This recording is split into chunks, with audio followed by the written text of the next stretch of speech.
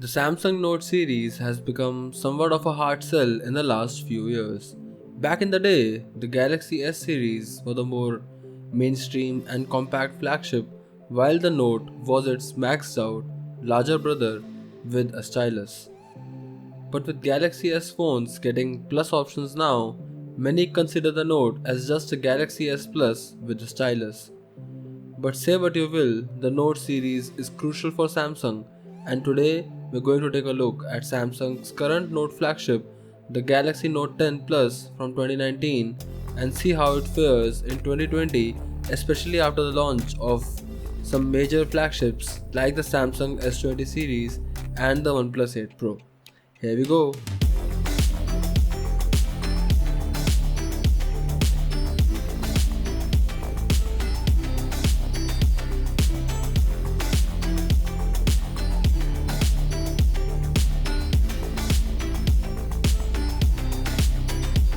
We're not going to dive deep into the specifications or any of the technicalities here.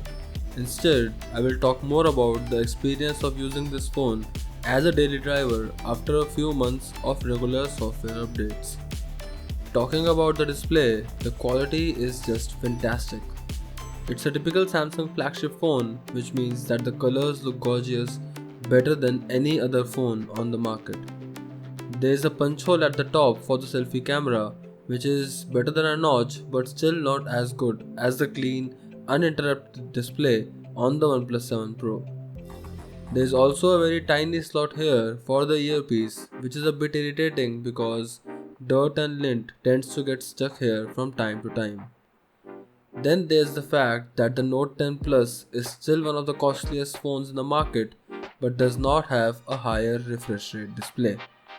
A lot of phones come with 90 and even 120Hz panels, and just 60Hz for such an expensive phone is a major downer. We'll talk about why the lower refresh rate is even more infuriating later on in the video. Coming to the performance side of things, the Note 10 Plus is a fairly capable performer and provides great but not excellent performance as an overall package. Now this might be because my particular device is the Exynos CPU model, so I don't know if it's exactly that or just OneUI in general, but the overall UI is just very slow and laggy. It's not like frame drop laggy or glitchy, it's just how the UI is. It's just how the animations are. Whenever I switch to the Note 10 Plus from a OnePlus 7 Pro or even an iPhone, the Note just feels infuriatingly slow. And not just the Note, pretty much every Samsung flagship feels slower than its counterparts. Again, I want to re-emphasize that the Note 10 Plus is not underpowered or glitchy. It's just how the overall experience is designed. Compared to the blazing fast snappiness that is Oxygen OS or stock vanilla Android, OneUI moves at a very relaxed and calm pace. It is not something that I would go on and call a flaw or a major con, since many Samsung users actually like the relaxed pace, but it's just not something that I would like in my daily driver. This is also why I said that the lack of a higher refresh rate display is infuriating. It just adds salt to the wound. Another problem with the Note 10 Plus that I faced is gaming, specifically PUBG. I play a lot of PUBG, especially with all the free time in this lockdown, and while the Note 10 Plus performs fine, it's not comparable to other phones of its class and even some phones from below its class. The phone gets hot very fast, throttles a lot leading to frame drops, and there's just a lot of general sluggishness here and there. You can clearly see the phone struggling, especially when you are playing with the voice chat feature on. It is infuriating because my old iPhone XR, which is much cheaper, performs way better in higher graphic settings. Even the OnePlus 7 Pro and the 7T also perform much better while carrying a very lightweight price tag compared to the Note 10 Plus. Other games like Real Racing and Call of Duty perform fine, but to be completely honest, I haven't had very long sessions playing them. Moving on from that, let's move on to the camera. Let's talk about the photos first. See, the color science is incredible and the pictures are very well exposed. It's way better than the OnePlus 7 Pro and even the 7T Pro. Same is the case for HDR pictures. The pictures are very sharp in general, especially outdoor shots, and they tend to retain a very good amount of detail.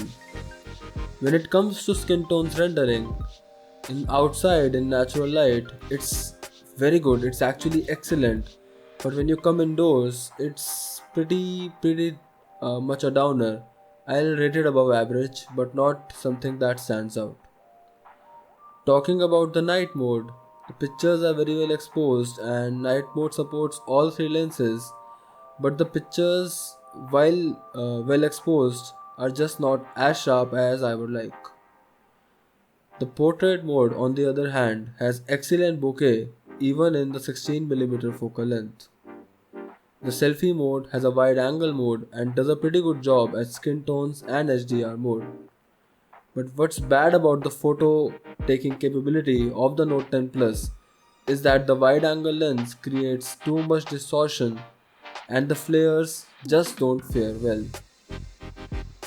Talking about the video, the autofocus is fast and does a brilliant job in daylight, especially in 4K at 60 fps. The super stable mode might feel a bit choppy, but a regular user won't notice the difference. OIS works on both the standard and zoom lens, which is, in my opinion, a very good option. The camera does a decent job in low light but lacks detail that it shows in well lit scenarios. The super slow motion, while fun to play with, is a feature that most users will probably forget after owning the phone for a couple of weeks to a month.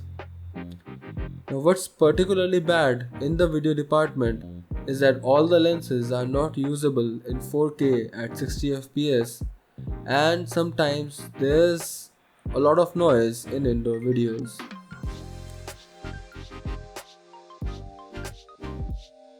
Finally, let's move on from the camera and talk a bit about the general hardware. After a few months of on and off usage, the condition of our Note 10 Plus is particularly excellent. I have taken good care of this phone, which is why there are no dents on the glossy aluminum frame, although there are a few minor scratches on the front and back glass. The Aura Glow color still looks pretty dope, and it's so dope that I have often taken the phone out of its case and just admired how cool it looks. But at the same time, it is such a huge fingerprint magnet that I prefer hiding it with a case in day-to-day usage. The overall build quality and finish of this phone is amazing. It is wider than almost any phone I have used and definitely feels like that. If you don't like large phones, then I strongly recommend holding this phone in your hands before making your final purchase decision. It looks very premium and just exudes a feeling of luxury when you hold it and feel it in your hands. The curve on the display is much better than before, so gripping it caseless is more comfortable now. When it comes to the hardware, I think Samsung has nailed it with this one and taken it to a whole new level above the Galaxy S10. One thing that I hated in the beginning but grew on me over time is the ultrasonic fingerprint sensor. It is slower than the competition, but it works without turning the display on first, which basically negates all the speed disadvantage that it had. With continuous usage, I developed muscle memory, because of which I just place my finger on the fingerprint sensor without particularly turning the screen on, and it's just there ready to go. I rarely use the power on off button, which is weirdly placed on the left side of the phone because of the fingerprint sensor. Before the conclusion, let's talk a bit about the S Pen, because what's a Galaxy Note review without talking about the S Pen? The only time it has been really useful for me was when I had to sign a couple of documents urgently on the go. Other than that, while it is not a must-have feature for me, It is certainly good to have and can be used to doodle around or note down information. But whenever I switched to another phone, I found myself never really missing the S Pen. So if it were up to me, I'd happily trade the S Pen for a headphone jack, which I actually miss from time to time. Now for the conclusion. Should you or should you not buy a Note 10 Plus in 2020? Well, I don't think so. I definitely would not. See, the Note 10 Plus is a very capable device overall, but it is also a very expensive one. At this price segment, I feel users would be better off with newer 5G enabled phones with higher refresh rate displays like Samsung's own Galaxy S20 Plus or the brilliant OnePlus 8 Pro.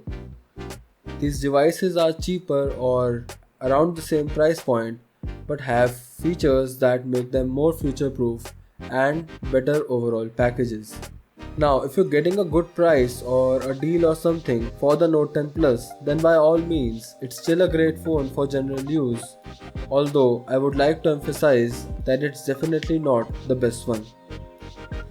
Thank you for watching this review. This has been Rohan from TechieTechTech, and if you enjoyed this video, please hit the like button and subscribe. Comment down below to keep the discussion about the Note 10 Plus going, and I'll see you in the next video. Bye.